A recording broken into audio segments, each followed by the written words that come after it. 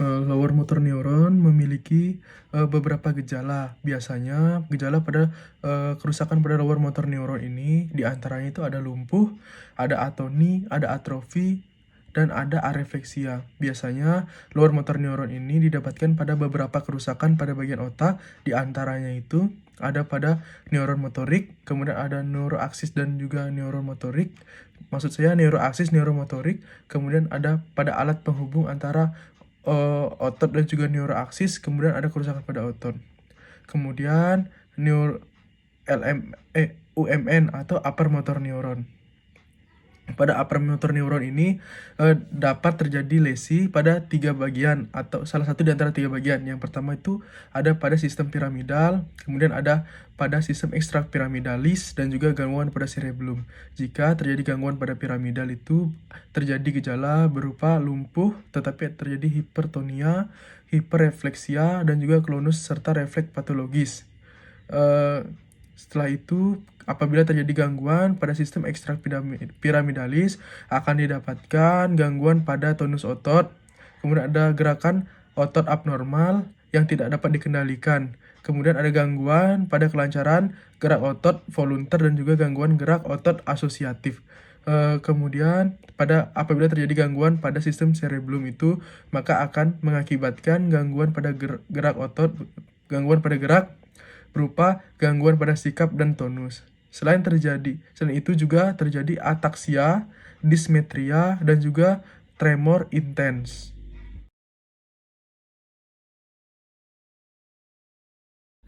Sikap pasien ini dapat diperhatikan dengan cara inspeksi, di mana pada inspeksi ini ada beberapa hal yang harus kita perhatikan.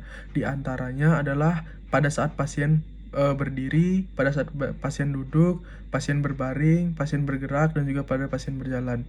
Jika pasien berdiri, perhatikan sikap dan posisi badannya, baik secara keseluruhan maupun sebagian. Pasien dengan gangguan cerebellum berdiri dengan muka membelok ke arah kontralateral terhadap lesinya. Kemudian bahunya pada sisi lesi akan lebih rendah dan badannya miring ke sisi lesi. Kemudian penderita penyakit Parkinson misalnya berdiri dengan kepala dan juga leher dibukukan ke depan, lengan dan tungkai berada dalam keadaan fleksi. Kemudian apabila berjalan akan tampak seolah-olah akan jatuh ke depan. Gerakan asosiatifnya terganggu. Kemudian lengan kurang dilegangkan dan terlihat tremor kasar, terutama di tangan. Pada anak dengan distrofia musculorum progressiva misalnya terlihat lordosis yang jelas. Bila ia berjalan, panggul seolah-olah berputar dengan maksud agar berat badan berpindah ke tungkai yang sedang bertumpu. Kemudian pada penderita hemiparese oleh gangguan pada sistem piramidal, lengan berada dalam sikap fleksi, sedangkan tungkai dalam keadaan ekstensi. Kemudian jika penderita ini berjalan, tungkai akan membuat gerakan sirkumdiksi namanya. Pada pasien dengan paraparese jenis sentral, dengan cara berjalannya itu biasanya itu seperti gunting, yaitu tungkainya itu seolah-olah menyilang. Penderita dengan gangguan di cerebellum berjalan dengan kaki mengangkang. Kemudian demikian juga dengan penderita tabes dorsalis. Selain itu, penderita tabes dorsalis selalu melihat ke bawah, memperhatikan kaki dan jalannya, sebab kalau tidak ia akan terjatuh. Pasien poliomielitis berjalan seperti ayam, yaitu tungkai difleksikan setinggi-tingginya pada persendian lutut supaya dapat mengangkat kakinya yang kurang mampu untuk melaksanakan dorsofleksi.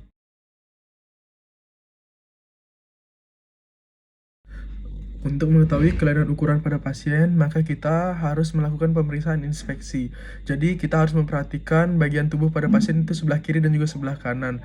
Di mana pada orang dewasa yang mengalami lumpuh sejak masih anak-anak, maka akan terjadi perbedaan ukuran, di mana ukuran ekstremitas yang lumpuh akan terjadi lebih pendek daripada yang sehat. Kemudian perhatikan juga besar atau isi, kontur atau bentuk otot. Apakah ada atrofi, apakah ada hipertrofi. Kemudian perhatikan kontur atau bentuk otot. Pada atrofi, besar otot berkurang dan bentuknya berubah. Kelumpuhan jenis perifer kemudian disertai oleh atrofi atau hipertrofi. Kemudian kita juga harus memperhatikan besarnya otot.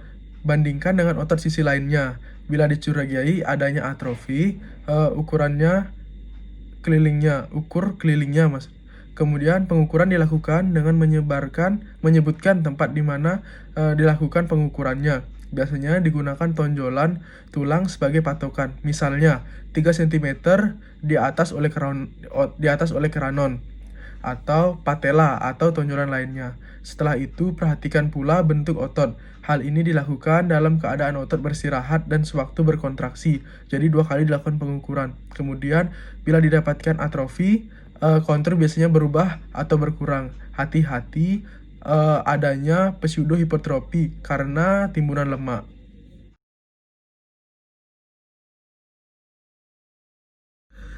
Gerakan abnormal itu adalah suatu gerakan atau dari berbagai bentuk dan keadaan. Gerakan abnormal itu merupakan kontraksi dari otot-otot volunter yang tidak terkendali. Pada pemeriksaan klinis, gerakan-gerakan ini tentu sangat bermakna dalam menentukan diagnosis suatu penyakit. Gerakan yang tidak normal ini, yang pertama itu ada tremor, di mana tremor itu merupakan suatu gerakan atau serentetan gerakan involunter. Agak ritmis, merupakan getaran yang timbul karena kontraksinya otot-otot yang berlawanan secara bergantian. Dia juga dapat melibatkan satu atau lebih bagian tubuh. Adapun 3 jenis tremor yang diketahui sampai saat ini. Yang pertama ada tremor fisiologis, kemudian ada tremor halus, dan juga ada tremor kasar. Tremor fisiologis itu didapatkan bila anggota gerak ditempatkan pada posisi yang sulit, atau bila kita melakukan gerakan volunter yang sangat lambat, atau dengan sangat lambat. Tremor yang terlihat pada orang normal yang sedang marah atau ketakutan merupakan aksentuasi atau wujud yang normal dari tremor fisiologis. Kemudian ada tremor halus. Tremor halus ini dianggap juga sebagai tremor toksik. Contoh yang khas ialah tremor yang dijumpai pada hipertiroid. Tremor ini terutama terjadi pada jari dan tangan. Kadang-kadang tremor ini sangat halus dan sukar untuk dilihat. Untuk memperjelasnya, kita letakkan kertas atau kita lakukan tes dengan meletakkan kertas di atas jari-jari dan tempatkanlah kertas tersebut dan tampaklah kertas tersebut menjadi bergetar-getar. Kemudian ada tremor kasar. Pada tremor kasar ini, salah satu contohnya ialah tremor yang didapatkan pada penyakit Parkinson. Ia merupakan tremor yang lambat, kasar, dan juga majemuk. Pada penyakit Parkinson, gerakan jari-jari mirip seperti gerakan menghitung duit atau membuat pil. Kemudian ada korea. Korea itu merupakan suatu gerakan abnormal yang disebabkan karena adanya lesi pada ganglia basal. Kemudian pada korea, gerakan otot berlangsung sangat cepat, sekonyong-konyong dan juga aritmik, serta kasar yang dapat melibatkan satu ekstremitas, separuh badan atau seluruh badan. Hal ini dengan khas terlihat pada anggota gerak atas, contohnya pada lengan dan juga tangan, terutama bagian distal. Pada gerakan ini tidak didapatkan gerakan yang harmonis antara otot-otot penggerak, baik antar otot yang sinergis maupun antagonis. Bila pasien disuruh meluruskan lengan dan tangannya, kita akan mendapatkan kejadian di mana hiperekstensi pada palang proksimal dan terminal, dan pergelangan tangan berada dalam fleksi dengan sedikit dipronasikan. Hal ini menjadi lebih jelas bila pasien disuruh mengangkat lengannya ke atas. Jari-jari tangannya biasanya akan diregangkan dan ibu jarinya akan diaduksikan dan terarah ke bawah. Bila pasien disuruh menggenggam tangan pemeriksa, terasa bahwa tenaga genggaman tidak konsisten atau tidak tetap, melainkan berfluktuasi atau naik turun. Terasa melemah, kemudian menguat lagi, dan seterusnya. Bila korea melibatkan lidah, didapatkan kesukaran berbicara atau mengunyah. Jika penderitanya disuruh mengeluarkan lidah, hal ini dilakukannya secara mendadak dan kemudian ditariknya kembali.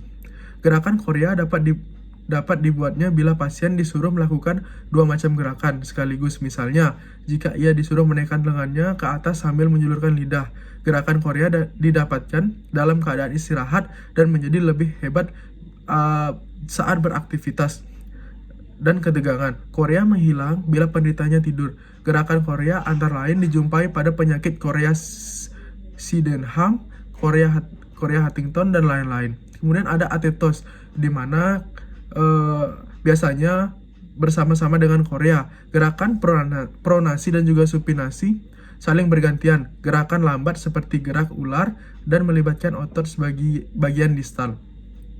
Namun demikian, hal ini cenderung menyebar juga ke proksimal. Banyak dijumpai pada penyakit yang melibatkan ganglia basalis. Kemudian ada distonia. Pada distonia ini didapatkan kerusakan besar pada susunan ekstrak piramidal yang melibatkan beberapa komponen basal ganglia. Didapatkan gejala yang kompleks. Biasanya distonia dimulai dengan gerakan otot terbentuk atetos pada lengan atau anggota gerak lain. Kemudian gerakan otot menjadi kompleks yang menunjukkan torsi keras dan juga berbelit. Kemudian ada balismus. Pada balismus ini gerakan otot datang sekonyong-konyong, kasar dan cepat terutama mengenai otot-otot skelet yang letaknya proksimal. Kemudian ada spasme. Spasme merupakan gerakan abnormal yang terjadi karena kontraksi otot-otot yang biasanya disarafi oleh satu saraf. Spasme klonik mulai sekonyong-konyong, berlangsung sebentar dan dapat berulang-ulang. Spasme tonik dapat berlangsung lama dan terus-menerus. Spasme dapat timbul karena iritasi saraf perifer atau otot, tetapi dapat juga timbul karena iritasi di resus sandronicus dan hikup. Trismus merupakan spasme tonik otot pengunyah dan resus sandronicus adalah spasme tonik pada otot fasial. Kemudian ada TIC atau TIK. Penyebabnya TIC atau TIK ini belum diketahui. Ada pakar yang menganggapnya sebagai suatu conditioned reflex. Ada pula yang mengatakan bahwa faktor psikogenik mempunyai peranan, dan pakar lainnya mengemukakan bahwa sistem ekstrak piramidal memegang peranan pula. TIK merupakan suatu gerakan yang terkoordinir, berulang dan melibatkan sekelompok otot dalam hubungannya yang sinergistik. Ada TIK yang menyerupai spasme klonik dan disebutkan sebagai spasme kebiasaan atau habit spasm. Kemudian ada fasikulasi. Fasikulasi ini merupakan gerakan halus, cepat, dan berkedut dari satu berkas atau fasikulus, serabut otot atau satu unit motorik. Satu unit motorik ialah satu sel neuron motorik, aksonnya, serta semua serabut otot yang disarafinya. Gerak fasikulasi biasanya tidak menyebabkan gerakan pada persendian, kecuali bila fasikulasi terjadi di jari-jari. Dalam hal sedemikian, kadang terjadi gerakan pada persendian. Penyebab fasikulasi belum jelas sampai saat ini. Iritasi dari sel neuron motorik dapat menimbulkan fasikulasi. Adanya fasikulasi dapat dibuat lebih nyata dengan jalan memberikan rangsangan mekanik pada otot tersebut, misalnya dengan pukulan. Fasikulasi memiliki nilai prognosis pada penyakit degeneratif yang melibatkan neuron motorik, misalnya pada ALS. Makin banyak fasikulasi, makin cepat progresivitas penyakitnya. Kadang fasikulasi ini dijumpai pada orang yang normal.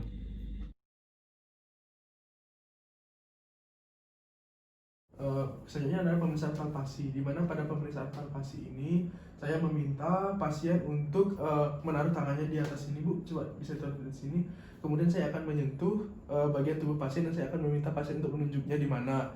Kemudian pemeriksaan ini dilaksanakan dengan mata terbuka maupun tertutup. Ibu, mungkin saya akan menyentuh bagian matanya, bagian tangan Ibu terlebih dahulu ya, Bu. Di sebelah mana, Bu? Ya. Sudah, Bu, kembali. Kemudian kembali, Bu. Ya. Kemudian pemeriksaan ini dilakukan dalam keadaan mata tertutup. Ibu mungkin bisa tutup matanya. Ya. Kemudian di sini.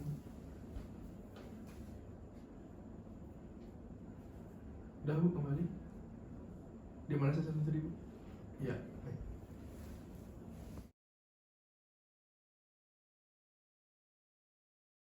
Di sini saya akan melaksanakan pemeriksaan pasif, di mana pada pemeriksaan pasif ini pasien diminta untuk mengistirahatkan ototnya sehingga tidak berkontraksi. Kemudian pemeriksa membuat bagian tubuh dari pasien ini digerakkan secara berulang-ulang dengan gerakan yang bervariasi, bisa dari cepat, semakin lambat, dan seterusnya. Di sini akan saya contohkan. Pertama, saya akan menggerakkannya dengan cepat. Kemudian setelah itu saya akan menggerakkannya dengan lambat.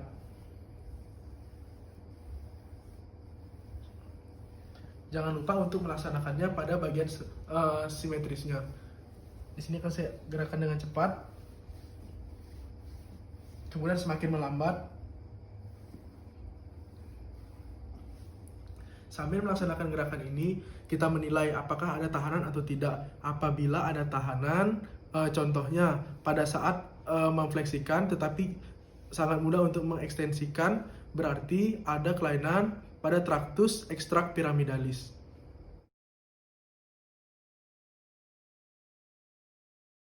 Baik, di sini saya akan melaksanakan pemeriksaan aktif, di mana pada pemeriksaan aktif itu jika dia 0, nilainya 0, maka penderita itu tidak dapat untuk menggerakkan kakinya sama sekali. Bisa dilihat di sini, Pak, Bu coba gerakan kakinya. Tidak bisa menggerakkan sama sekali, atau tidak ada kontraksi pada ototnya. Jika nilainya 1 itu, pasien dapat mengkontraksikan ototnya, tetapi tidak ada gerakan pada sendi. Bu, coba dinaikkan kakinya. Ya, tidak ada gerakan pada sendi. Apabila 2 itu, maka ada gerakan pada sendi, tetapi tidak dapat melawan gravitasi. Bu, coba digerakkan. Ya, tidak dapat melawan gaya gravitasi. Kemudian jika 3 itu dapat melawan gaya gravitasi, tetapi tidak dapat melawan tahanan dari pemeriksa. Bu, coba dinaikkan kakinya. Ya, terlihat bisa melawan gaya gravitasi, tetapi jika saya tahan di sini tidak dapat. Kemudian yang keempat itu dapat melawan tahanan dari penderita, tetapi berkurang kekuatannya. Bu, coba dinaikkan kakinya. Terlihat tidak seperti normal. Kemudian yang kelima itu nilai 5, maka gerakan kaki dari penderita itu normal. Bu, coba dinaikkan kakinya. Ya, normal.